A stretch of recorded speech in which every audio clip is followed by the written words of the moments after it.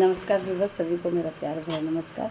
जिस तरह से मैं अपनी आज की नियमित वीडियो में और मैं अभी तक का जो मेरा वीडियो डला है उसमें जब मुझे ये लगता है मैंने अपनी तरफ से यही कोशिश की है कि सब अच्छा रहे, सब अच्छा सबको लगे, जो आप सब देख सकें, सुन सकें, अपने बच्चों को बता सकें, वही मैंने शेयर किया। जो मेरी लाइफ में आज तक घटना घटी होंगी, जो मेरे साथ हुआ होगा, जैसे मैंने उन्नति पाई होगी, उसी तरह से मैंने डिस्कशन करने की कोशिश की है सभी अपने परिवार में।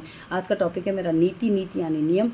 हमें अपने नियम पे चलने के लिए विशेष नियम जीवन में बांधने चाहिए। जो नियम होते हैं, नियम और संयम जब हमारे जीवन में आ जाता है तो हमें जीवन की कोई ताकत नहीं डिगा सकती है, क्योंकि जब नियम हमारा होता है, नीति हमारी होती है सही, सुनीति और कुनीति।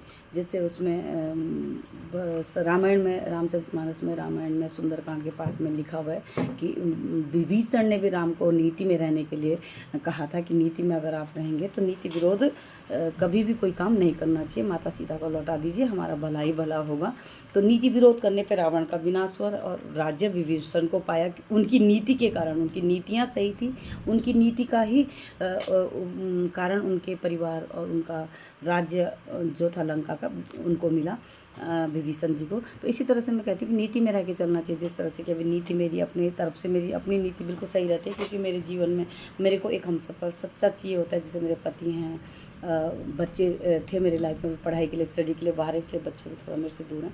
मगर इसी तरह मेरी एक और फ्रेंड हैं ज्योति सजवान मैम, उनसे मेरी सारी बात डिस्कशन होती हैं और सारी बात मैं उनको बताती हूँ।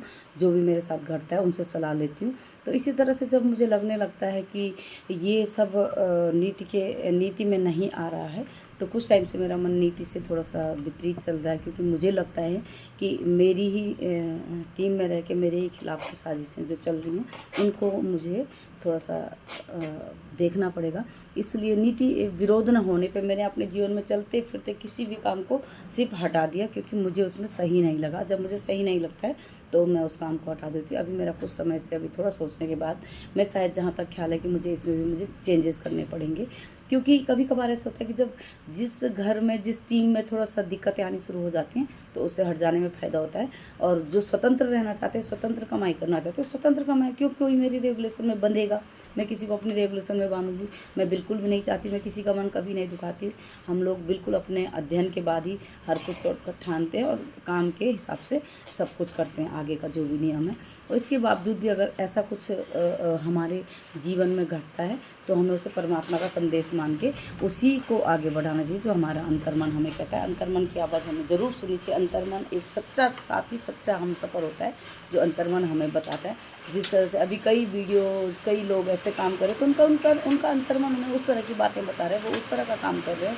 इसलिए ये दो राह नहीं है कि वो हमारी तरह चले, नहीं, उनको अपने जीवन में अपनी तरह चलना है और हमें अपने जीवन में अपनी तरह चलना है। मन के विपरीत हमें नहीं जाना है। मेरा मन जो कहेगा मैं वो काम करूँगी, वही करना चाहूँगी। इसलिए मुझे कोई बांध के नहीं रख सकता और ज़बरदस्ती मुझे कोई बंधुआ मजदूर नहीं बना सकता।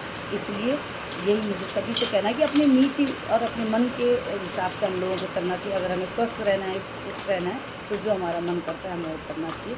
जय भारत, जय उत्तराखंड।